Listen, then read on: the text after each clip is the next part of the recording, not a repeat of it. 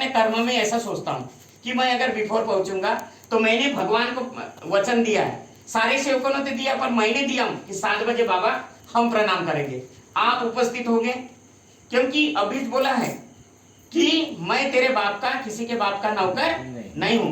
तो मेरा आपसे पुनः निवेदन है, आप चर्चा बैठक में आते हैं, जो आप खाना बनाते हैं थोड़ा सा कम से कम जल्दी बना लीजिएगा। केवल 15 दिन में एक ही बार तो होता है ऐसा। और इस चर्चा बैठक में अगर भगवान जागृत अवस्था में है तो हमारा मन भी जागृत होना चाहिए। सारे चिंता, दुख, गुस्सा ये सब छोड़ के घर को आइए। पर जब आप यहाँ पर बैठते, इस चर्चा बैठक में बैठते, तो निश्चित रूप से जागृत अवस्था में बैठिए भगवान के सम्मुख, और अपने अंदर वही, अगर आप बोल नहीं सकते तो सारी की सारी गलती उस जागृत अवस्था में भगवान के समक्ष करती, हाँ भगवान मेरे से गलती हुई है।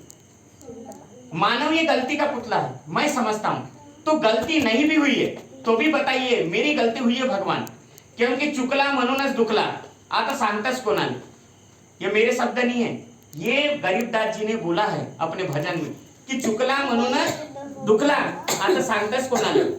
तो इस शब्द का ये अर्थ है कि व्यक्ति अपने कर्म करने में भले ही चूक जाए, सेवक यदि अपने कर्म करने में भले ही चूक जाए, सेवक बंधु आपसे निवेदन करता हूं कि मत लाइए इस प्रकार का गुस्सा, मत लाइए इस प्रकार का राग, मत करो अपने कर्म करने में गलती। और कर्म करने में ये देखिए, अगर मान लो व्यक्ति मार्ग में आने के बाद मर गया है, और मर गया इसका मतलब वो सरल भाषा में ये है कि वो किसी प्रकार का बातचीत गुस्से वाली नहीं कर सकता, जीना है उसको, मार्ग में आने के बाद उसको जीना जरूर है, पर जीना कैसे है, मरे जैसे जीना है। इसको ध्यान दीजिएगा।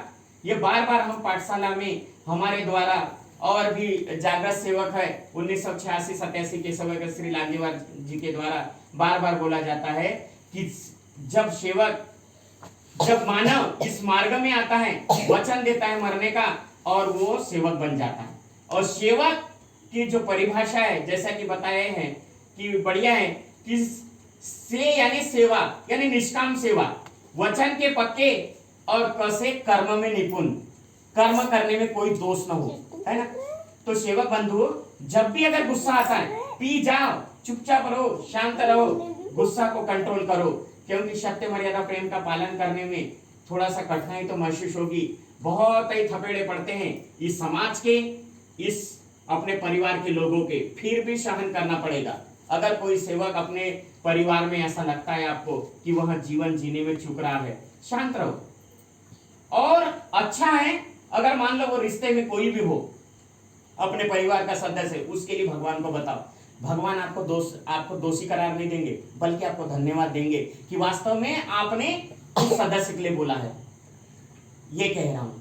तो निश्चित रूप से हमें ये ध्यान रखना है सेवक बंधुओं, जिस भी प्रकार की, हजारों प्रकार की आपकी कर्म करने में गलती हो, छोटा होकर के गलती की माफी मांगने में कोई अपराध नहीं है। बाबा को सभी सेवक प्रिय हैं, बाबा तो चाह रहे हैं कि वास्तव में मेरा सेवक जो है इस मार्ग में आया है, और यदि वह दुखी नहीं रह सकता, वह कष्टी यानी कष्ट उसे नहीं होगा, वह सुखी रहेगा और धन संपन्न से वह भरपूर रहेगा।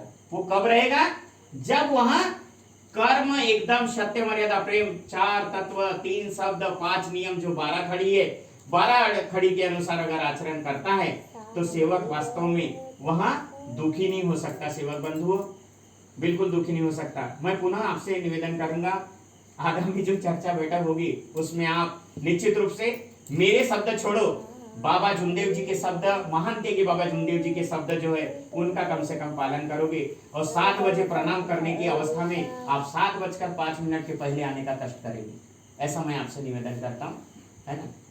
तो समय ऐसा लगता है कि खूब बोले, खूब बातचीत करे और खूब मार्गदर्शन करे, परंतु समय का एक महत्व है, समय बहुत बहुमूल्य है, आपका, हमारा, सभी का। इसीलिए मेरे हे भगवान बाबा हनुमान जी एवं महान त्यागी बाबा जुमदेव जी, मेरे बोलने में, सेवक भाइयों को पूछने में, आज की चर्चा बैठक में जो भी मेरी गलती है, और मेरे कर्म करने में कोई भी गलती हुई, भगवान मेरी गलती हुई है ऐसा मैं समझता हूँ, ये सब गलती की माफी मैं स्वयं भगवान बाबा हनुमान जी से माफी मांगता हूँ। वैसे ही महान त्यागी बाबा जूनदेव जी से माफी मांगता हूँ। हम सबकी आई वाराणसी आई से माफी मांगता हूँ। आज के चर्चा बैठक के अध्यक्ष श्री संजय जी विश्वकर्मा, इनसे माफी मांगता हूँ।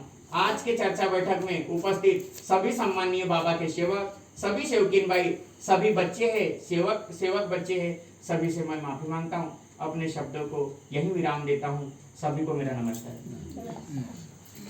संजय